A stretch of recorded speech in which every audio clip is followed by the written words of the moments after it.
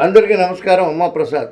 చంద్రబాబు నాయుడు గారి సుపరిపాలన ఎలా మొదలయ్యిందంటే, ఒక రాజకీయ పండితుడు తన పవిత్ర హస్తాలతో ఒక పవిత్రమైనటువంటి రాజకీయ పంచాంగం రాస్తున్నట్టుంది.